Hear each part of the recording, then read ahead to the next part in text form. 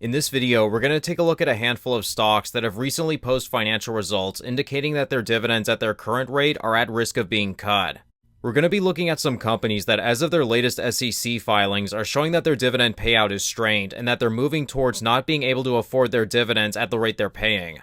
I want to make it clear that none of these stocks are absolutely guaranteed to go through a dividend cut. If these companies are able to surprise us with some really great results in the next couple of quarters, then I suppose their dividend can be saved. And all of these companies we're going to look at would really benefit a lot if the Feds decide to finally cut interest rates very soon. So if that happens, it's possible that their dividends can remain where they're currently at.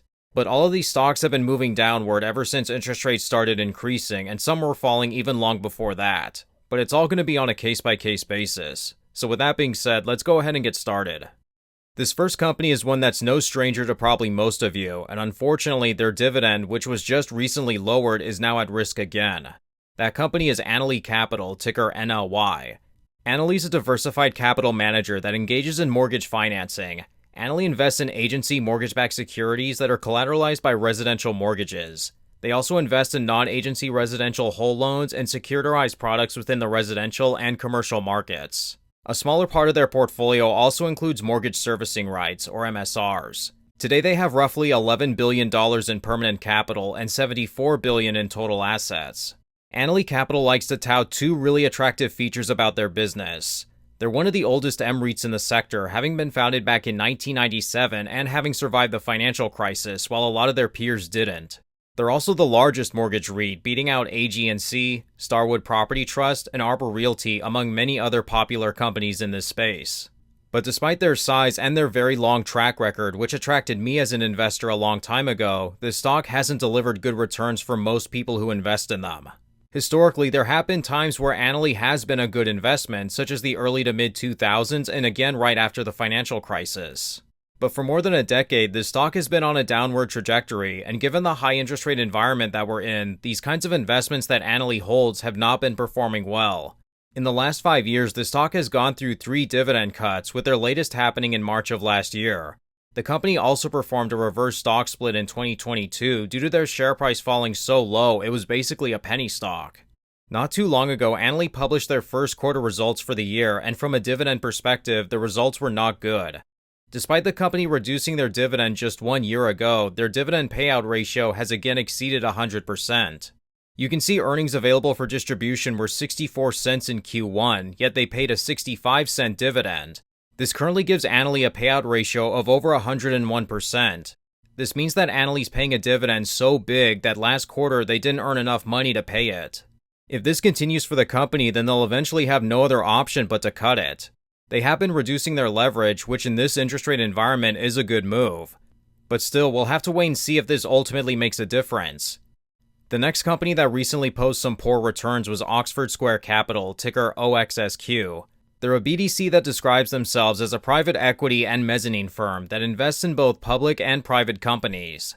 While they hold the usual types of investments BDCs are known for, like first and second lien loans, they also hold another asset class that most BDCs don't normally specialize in.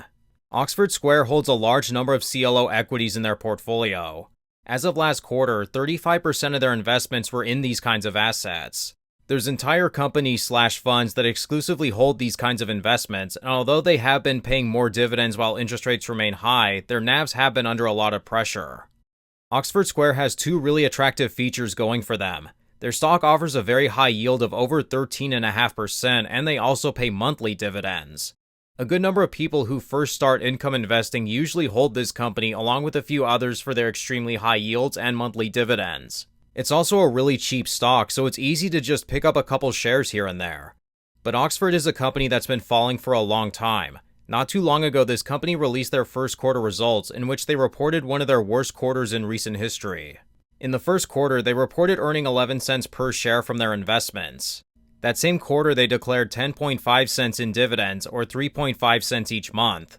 This currently gives their dividend a payout ratio of roughly 95.5%. With the exception of Q3 of last year, Oxford was pretty consistent at earning 13 cents per share for a while. If the company keeps moving down as it has been over the last couple years, then eventually they won't be able to cover their dividend and another cut is likely. Another important metric that's indicating an issue for them is their current non-accruals.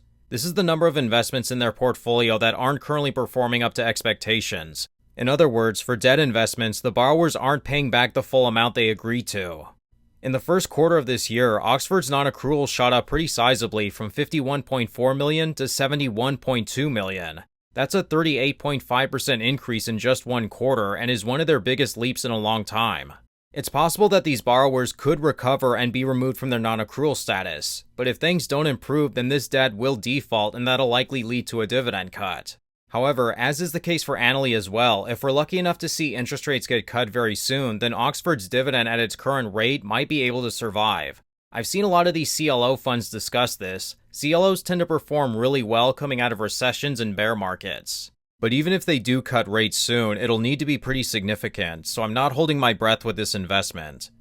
Another company whose dividend is at risk right now is Dynex Capital, ticker DX. This company invests in mortgage-backed securities, or MBSs, on a leveraged basis in the United States. They invest in agency and non-agency MBSs consisting of residential MBSs, commercial MBSs, and CMBSs interest-only securities. According to their website, Dynex is a financial services company committed to ethical stewardship of stakeholders' capital, expert risk management, disciplined capital allocation, and social responsibility. We generate dividend income and long-term returns through the financing of real estate assets, and by doing so, support the growth and revitalization of communities in the United States. Our goal is to manage our capital to provide shareholders with attractive and consistent risk-adjusted returns over the long term. What also sounds good is that DX currently offers a yield of over 12% and also pays monthly dividends. Dynex is also a pretty old company, having their IPO just 1 year after Annaly. But this company almost got completely destroyed in the early 2000s. They did recover between 2000 and 2013, but unfortunately for more than a decade, things haven't gone well from a share price perspective. They've only had 2 dividend cuts in the last 5 years, so they have done a little better than Annaly. But Dynex has been suffering from a serious fall in book value per share, going from $20.07 to $13.20. That's a 34.23% decrease in 3 years, which is pretty significant. From an income perspective, this company's been all over the place, and they don't report their earnings in a very similar way to other REITs. In Q1, they reported income of 65 cents per common share, which easily covers their 39-cent dividend per quarter. So that sounds great, but the issue with this company is that their net interest income has varied significantly from one quarter to the next. In the previous quarter, Q4, Dynex reported much lower income of 39 cents. In Q3, they reported net income at a loss of 82 cents per share. In Q2, they reported 96 cents in net income, but then in Q1, they reported a net income loss of 54 cents. So although their latest quarterly results were really good, their earnings have just been so inconsistent that it's hard to predict the safety of their dividend. And considering their book value keeps declining, this would lead me to believe that the odds of a dividend cut for Dynex is also likely. Although their most recent results again were really good, there's just way too much inconsistency from one quarter to the next. And again, high interest rates have been having a significant impact on their earnings. But with that being said, that's going to conclude our look at 3 companies that I think could face a dividend cut soon. Let me know your thoughts in the comments. If you'd like to connect and also see what's inside my own personal dividend portfolio, then feel free to check me out over on our Patreon, where you'll receive updates and be able to talk to me and other higher yielding dividend and income investors. But with that being said, thank you all so much for watching today's video, and until next time, take care.